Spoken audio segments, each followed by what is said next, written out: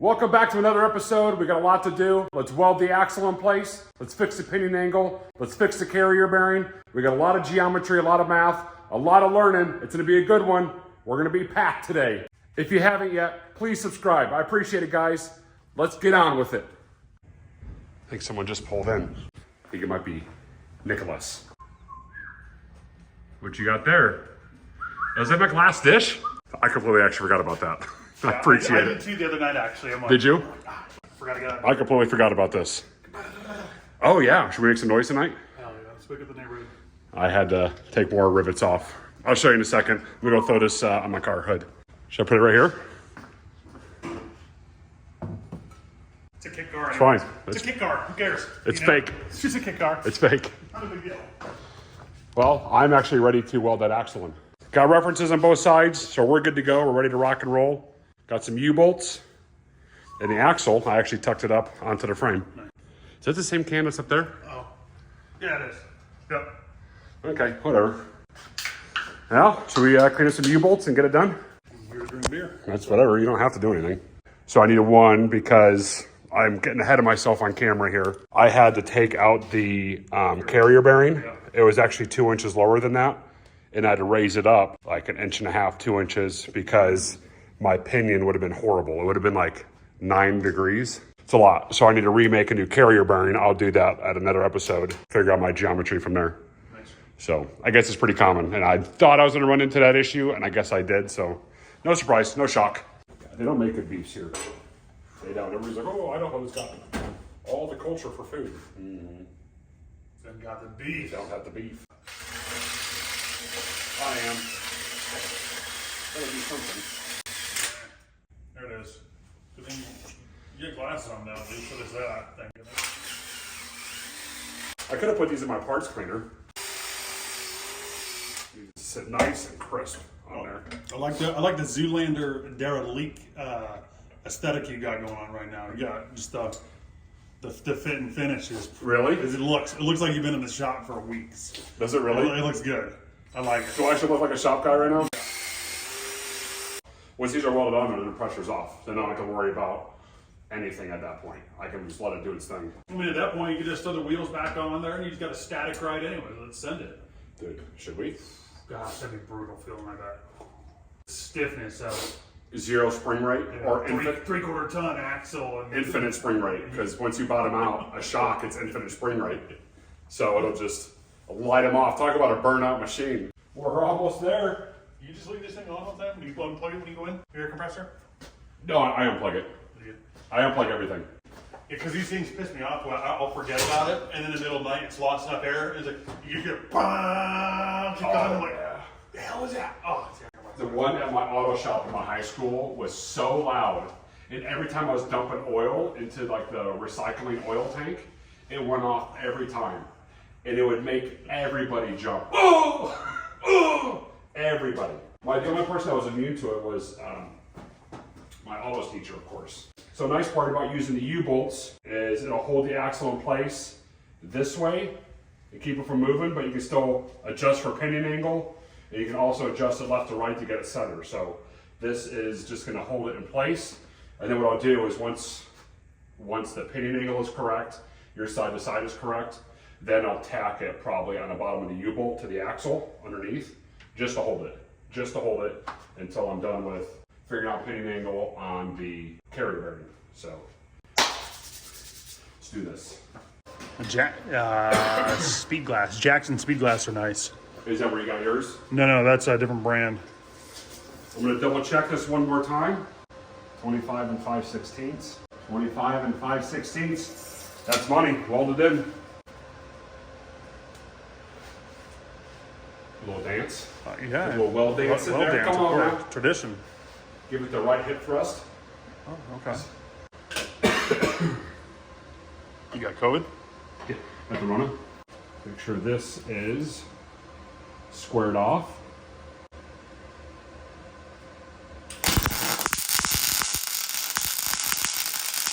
By tacks, I mean miniature welds.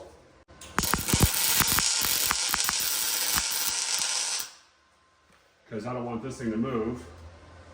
And also, this is going to be supporting my axle.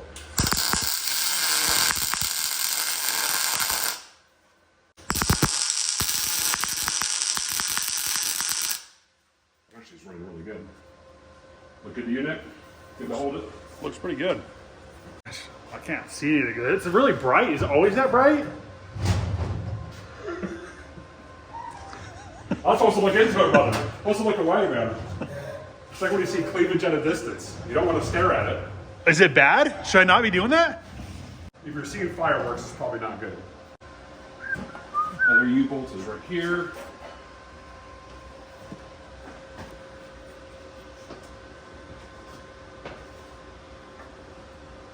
The closer your ground is to the weld, the better. Well, I like that in theory. I'm not sure if that actually how true that is, but Oh, it's true. I mean, it's hard to argue with. It definitely feels like that's right. You don't ever second guess me while I'm on camera. Gosh, I forgot. I totally forgot you're I'm the captain now. Is kind of what you're saying. I get it. My bad. I apologize. I really apologize. No, I don't care. By the way, Nick is not really apologizing. He's being very facetious. That's a big word, by the way. I don't even know what it means. Dude, we're not even recording. Really? No, I'm just kidding. But the fire and toy I don't even have. You're the worst cameraman I've ever had in my entire life. Well, in all fairness, you're the only cameraman I've ever had in my entire life. So by default, I'm the best and worst. You're having a little difficulty holding this one together here. Well, yeah, there's a little bit of bow in that frame right there. The frame rail's got a little bit of a crown to it, yeah. It's all those Dukes of Hazzard style jumps this thing's probably seen.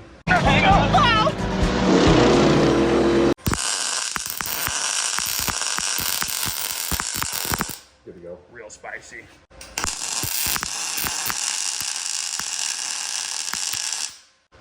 Ready? No. Are you? No. Oh. No, but I've got confidence. I got confidence that those welds will hold a 400-pound axle. It's 50 pounds per tack, Is it? based on your weight right there.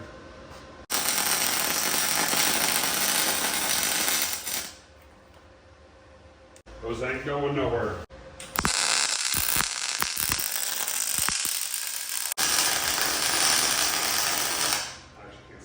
So Nick was over pretty late last night. I think he went home at like midnight, 12:30, something like that. We got that axle welded in. Man, this camera's dirty again.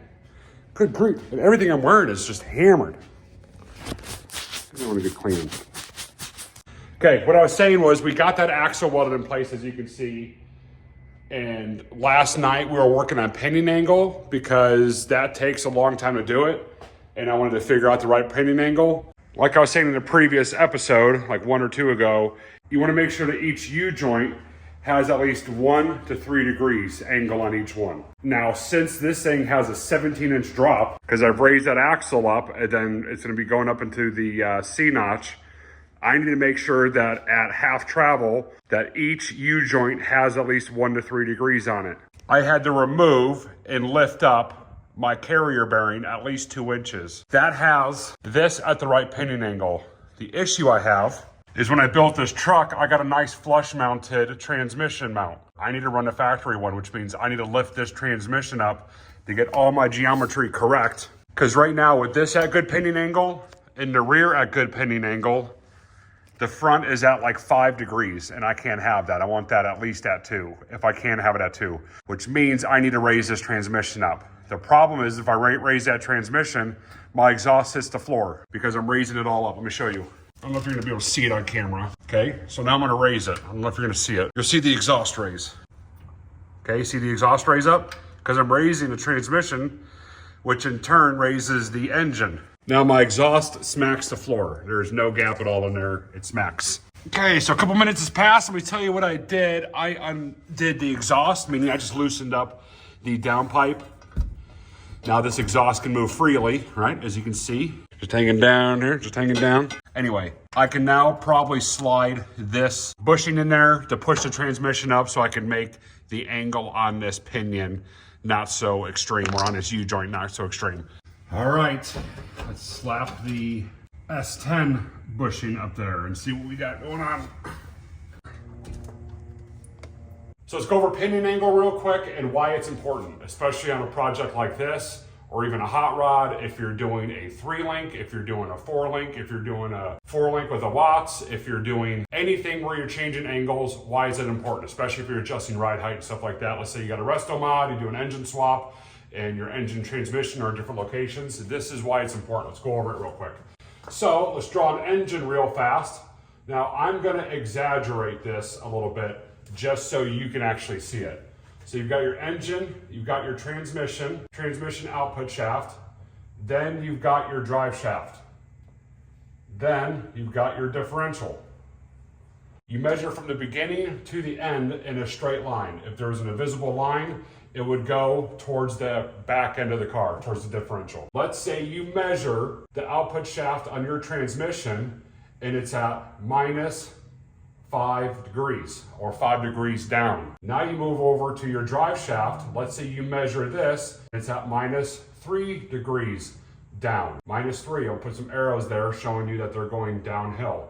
When you get to the differential, is this thing going uphill or is it going downhill? Because if you look at it, it looks like it's going up.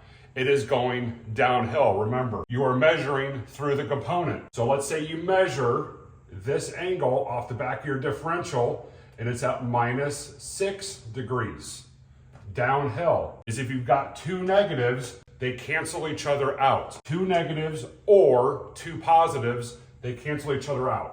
So this angle would be -2 degrees. -3, -6, cancel each other out. It's gonna be an operating angle of -3 degrees. They call those operating angles. The rule of thumb is you want 1 to 3 degrees on your operating angle. I've heard people tell you otherwise, that you want 0 degrees. You do not want that. What that does is that causes vibrations. Your U-joints are meant to spin. There's needle bearings inside those caps and they have to work. You don't want them working too much, so you want to stay within 3 degrees. Now, if this was your hot rod, you're okay. You're at -2 degrees, -3 degrees. So your operating angles are within tolerance.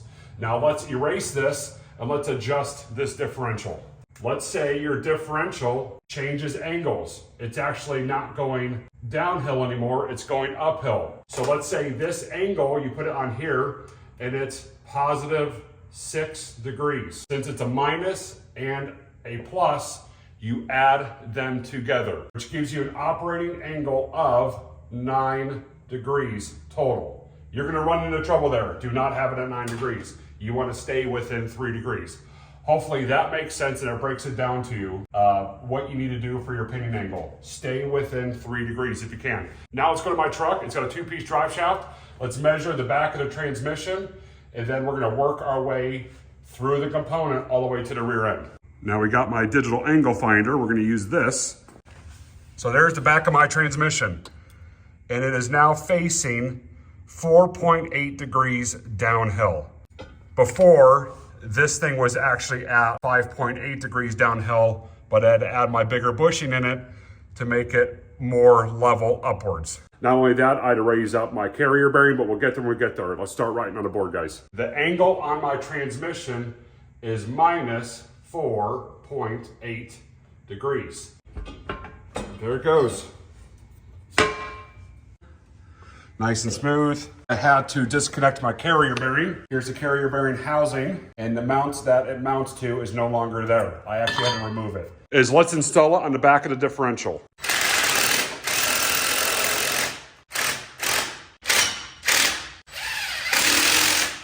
I've got my carrier bearing stood up with the jack stand. I got the drive shaft installed, as you guys just saw. Let's take the measurement of the first part of the drive shaft, which is 1.8 degrees. And then the back half is at 0.9 degrees. I'm also pushing the carrier bearing up because I took the mount off to make sure my angles are good. So this is going downhill at 1.8 degrees. This one is going uphill. What a horrible arrow that is. But it's going uphill at 0.8 degrees. So we can already kind of see what we're getting at here. Now let's measure the angle of the differential. I actually got it at 3.8 degrees. I lifted that up with the ratchet strap, got it at 3.8 degrees. Let's do the easy math. Sometimes it's easy. Remember, they're both negative, or they're both the exact same. So -4.8 degrees minus 1.8 degrees is minus 3 degrees of operating angle. Right now, that is what that angle is. I'm gonna erase the minus 3 degrees because it doesn't matter. It's just 3 degrees of operating angle. Since you've got 1.8 degrees and plus 0.8 degrees going uphill, these two do not cancel each other out. You now add them together. It is an operating angle of 2.6 degrees. We've got 0.8 degrees. These two are both positive, which makes an operating angle of 3 degrees. 3 degrees, 2.6, 3 degrees. We are now within spec of what we want to be. That's happy here, folks. I'll take that. That's good. Hopefully I didn't lose you there, folks. I know this is boring stuff, but it's very important. This is the time where you want to make sure that all your measurements are correct. Because once you weld this thing together and you're driving down the road and you got vibrations, you're really going to regret not doing the math ahead of time. Now what we're going to do is, since I know that all of our measurements are correct and we're at least within 3 degrees, I'm going to tack this axle in place. When I do that, that axle will no longer be able to rotate. I don't need to do a fat weld on it, just a tack. So we're going to do that real quick. Then we're going to start building for our carrier bearing. Thanks for sticking with it, guys. Let's move on to the next thing.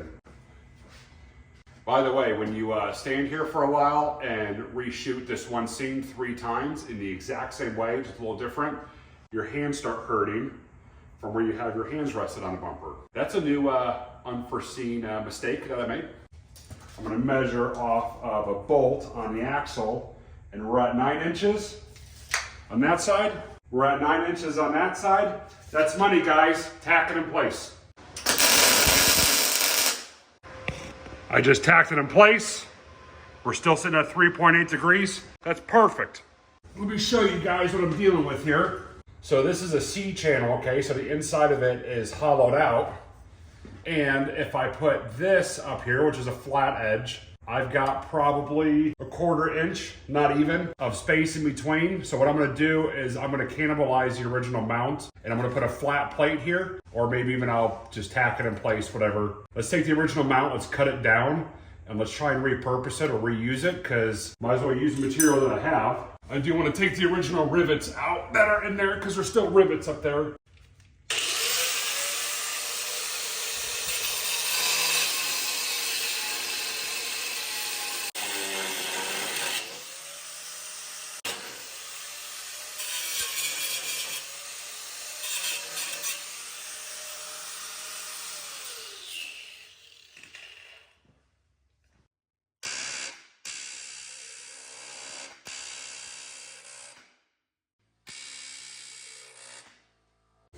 So this is the original mount that was in there. Okay, so you can kind of see the rivets. The other two were still on the cross member there, so I had to get rid of them. So what I want to do is cut this plate and just weld this or tack this back up there. I don't know if I'm really going to be able to flatten that out very easily. Probably not. So what I'm going to do is I'm just going to kind of cut it right here, right? Maybe flat. I might even just do it flat so this sits up there, and then I can adjust the carrier up and down by adding shims or washers. So let's get this thing cut, and I'll show you guys what I'm talking about, because I'm sure I made absolutely 0 sense, which is about normal, about normal.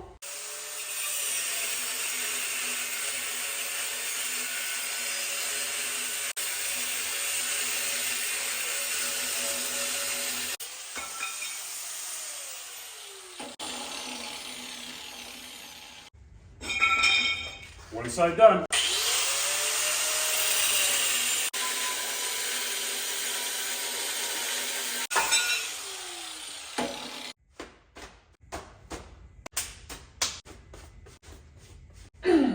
We're gonna do a little test fitting. So this holds the carrier bearing in place. You already see those holes in there. Those should line up because I was originally bolted to it. And then boom. Now I've just gone up about 2 inches with the carrier bearing. And then if I need to match my measurements on my drive shaft for my operating angle, I can lower this down and just shim it. Not a big deal at all. I'm gonna go underneath and see if this thing fits real quick.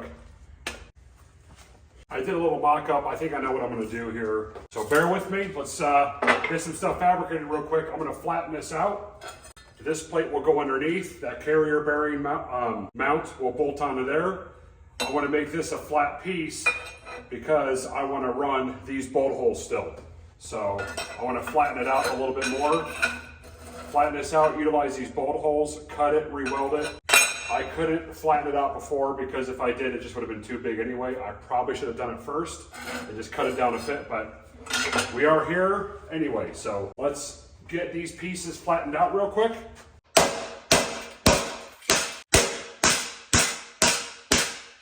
It actually shocks your hand real bad. Ouch.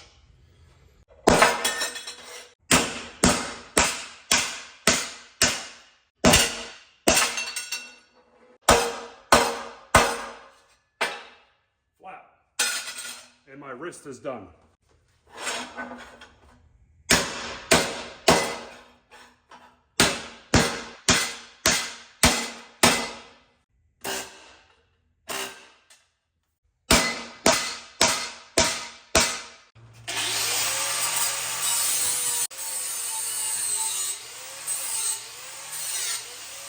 I might need to go to the gas station and get myself some more Mountain Dew. Oh yeah, okay, so I made the piece, I squared it up front to back, left to right, and what I want to do now is just tack it together real quick. Make sure these are, the bolt holes are 6.5 inches. They are. So what I'm going to do now is just tack this thing together real quick, and I'll show you exactly what it looks like, and then we're going to probably just about mount it at that point, and the carrier bearing should be done. And then my pinion angle should be good to go. I say should very loosely. Do that.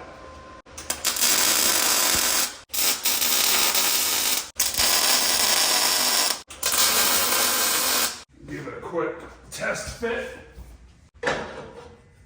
All that lines up good. Now let's see how far I am from having this thing fully done. I'm gonna clamp this thing on, clamp, then I'm gonna bolt the carrier bearing up to it and see what my angles are at. And if my angles are good, even if they're not good, it doesn't really matter, I can shim it, but at least gets me that much closer. Okay. Moving on it. Oh. Put that plate on there. See, we got those holes to hold the carrier bearing up.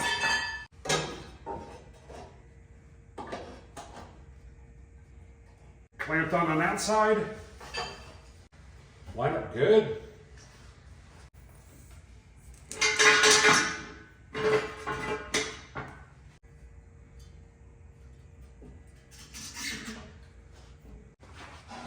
Ow, man, I keep catching that thing. Okay, before I show you the angle, or you'll probably see it in the distance, don't matter. There's the new plate I made. So those bolt holes go through there. We're gonna throw some bolts and some nuts through there. Those line up. This is just tacked together, but there it is. You can see I'm at 1.8 degrees. That's money, guys. I just reused the original mount, cut it, grinded it, welded it, and listen, use what you got. Save yourself some money. Use what you got. If you got a welder and you got an angle grinder, you can pretty much make anything happen. So that'll show you just simply how easy that was. So what I'm gonna do right now is I'm gonna weld it. I'm not gonna fully weld it, just throw some nice beads on there, and then we're gonna paint that for a later time. Got a good angle up there? So the only thing I'm gonna do real quick is I'm just gonna tack it to the table just so it doesn't warp on me. I don't want that to get thrown off at all. It probably really doesn't matter, but it's a safety that I would rather just do anyway. A pretty lightweight piece. I don't really want it moving around on me too much. Okay, I'm just gonna throw a couple 1-inch welds right here and maybe just a tiny one in the center. Nothing crazy. I don't need to go nuts with it.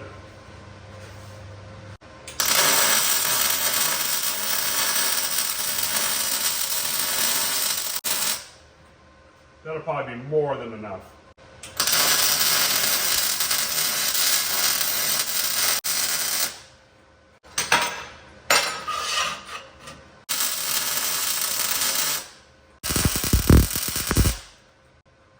Reason why those look so much different is I was pushing on one and I was pulling on the other, so that's why they look different. For me, when I MIG weld, I'd rather push than pull, but I wanted to weld this and give you an angle that you can see me, because if I'm over here doing it, I'm completely blocking your view. So that's why I did a pull on this one, push on this one. That's why these two look better than these two. These two look better than these two is what I'm trying to say. So we're gonna let that cool down, And as it's cooling down, we're gonna take a little break. Take a little break. I've been out here since 8 in the morning. It's already 3. We're gonna take a break.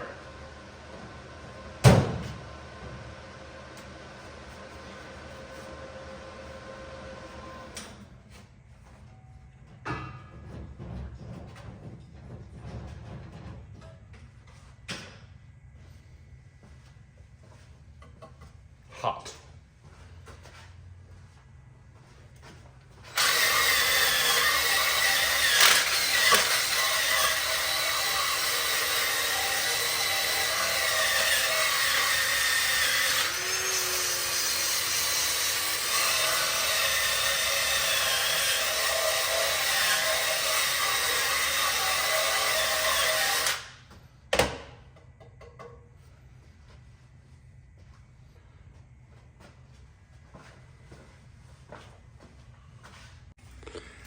It's all done. Let me show you what it looks like. There it is, all done. I'm gonna end up painting it black, and I might, in the future, off camera real quick, weld the top side of it. I forgot to do that, but that's it. That's it. Pinion angle's good. Let's wrap up this episode. All right, I think that's it for today. I got a bunch done. What did we work on? We got the pinion angle knocked out. What is it? The axle's welded in. It just depends on what episode I drop this in. Got the axle welded in place. Got the new carrier bearing housing made or mount made. Lifted up the transmission. I mean, we got a whole bunch done today, guys. I've been working on this for about 2 days. That's why my clothes are so bad. So stay tuned until the next one. And all right, guys, take care. See ya. Every day we get a little bit closer to letting this thing lay frame.